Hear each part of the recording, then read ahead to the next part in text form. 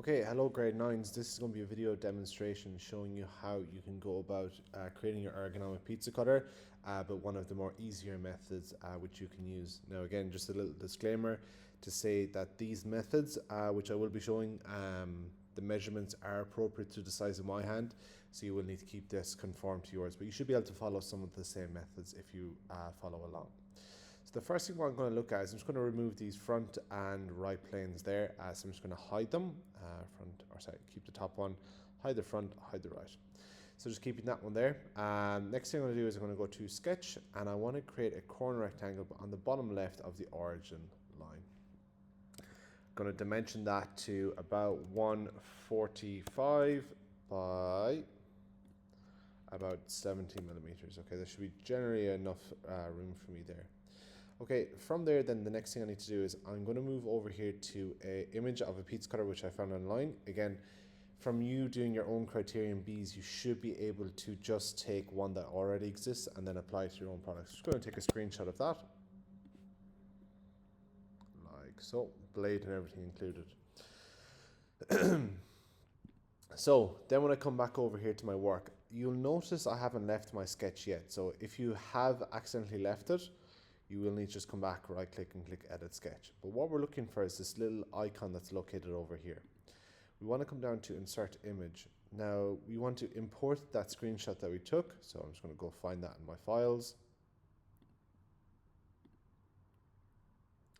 Give it a second, it's just going to load up. And then you want to click on it, and then you can just drag it out. Now it's going to make it a little bit oversized just because of the shape that it is in. Okay, good.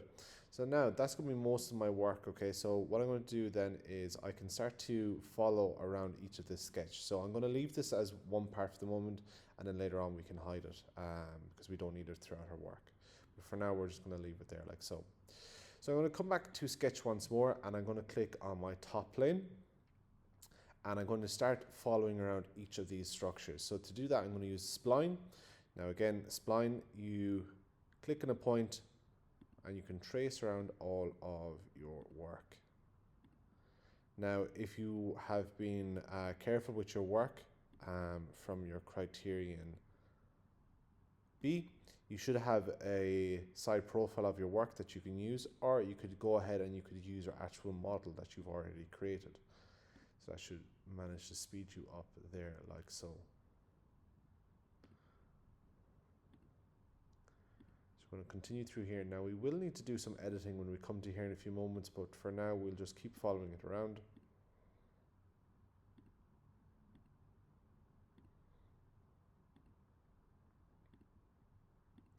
And then to get back to your work, then you want to just click on the same point and you'll see that you've got a closed line. What you don't want to have, you want to have a straight line here because we need to put in this little support structure there next. Okay, so I'm just going to use a line function. I'm just going to join those 2 points together, and then I'm going to come back and I'm just going to trim off that excess located there like so. Okay. So now that I've got that done, I'm just going to click on my green tick. You'll notice it's a little bit hard to see, but if I remove that sketch, you'll notice I now have got my work here that I can use. So then from there, then I'm just going to go about extruding that actual shape. So let's go to extrude. I'm going to click on my size, and you want to have it going symmetrically. So it's going to be going in two directions, and we're going to set it to about 25 millimeters. Which should be okay. Again, the measurements will probably be more appropriate to you, whatever you're going to use. So now you've got your structure located like so. And then we're going to go about adding a fillet to each of those sides as well. So to do that, then we're going to come to our fillet function.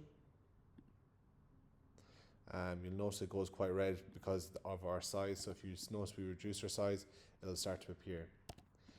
Now, the main issue with working with this size or this method of doing it is you don't get that fully round structure. You'll see here I'm quite capped at about 3 millimeters. We'll try 2.5. Still not enough. We'll try 2.2. 2.2. That's about as much roundness as we can make it. So it's a little bit annoying that fact that it's ending up like that. But that's why this is one of the more easier methods to create your work. So from there then, what we want to go about adding in is we want to add that, if I just come back here and show it, I want to add that structure that's going to support our blade. So I want to do that structure here next. So to do that, I'm going to draw on this surface here. So it's sketch on this, and we're just going to go, we want to go to a center point rectangle. I want to locate it in the center of our work, and we're just going to stretch it out like so. Do our dimensioning. Zoom in just for the video. Make it quite wide. I'm going to increase that distance to probably about 8. I'm going to do a midpoint line. And all I want to do is I only want to extrude one side of that. Okay, so we're going to really exaggerate this. We're going to remove that. Now we only want to be one side of it. And we want to extrude that all the way out quite a bit, okay? And we can come back and we can edit or we can remove it later on. So we know now that our blade is going to fit somewhere out here. So we need to try and do some work just to try and locate that. So we're just going to use our circular tool here, and we're going to just draw on a circle that we can move around later on. Now the diameter of our circle is going to be 45 millimeters. We might change it to 48 just to make it a little bit bigger. So then you can grab your center point of that circle and you can move it as close or as far away as you want it. Now looking at proportion wise, I need to probably have it about here. It doesn't need to be in the center, you can move it over to the side, but you can't have it all the way over. You want to have it in a little bit from it. So I'm just going to have it located about there like so. Okay, so I'm going to click on that circle. I want to change that to a construction line so that it goes black and white, and we can remove that then later on. So from here then, I want to close my sketch. I want to add in a structure that's going to go around this, and I'm going to try and use the spline tool again. Starting from somewhere out here. Now it's a little bit hard to see in the video, but I want to go around that little circular section there like so. Now again, with the spline, it's really handy that you can go back and you can edit these as you're using them. And then double click it once you're happy with your shape. Okay, then I'm going to just add a line all the way around my work. And we're going to go to extrude.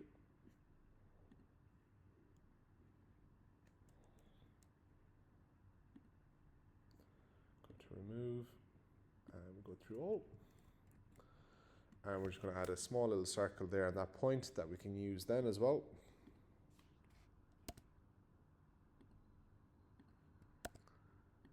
And I'm going to set that to 4 millimeters.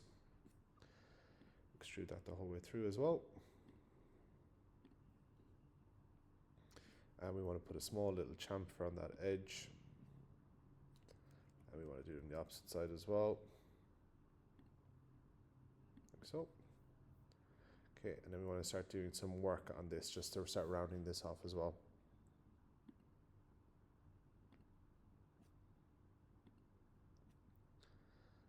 Put some chamfers along the side here just to give it some support.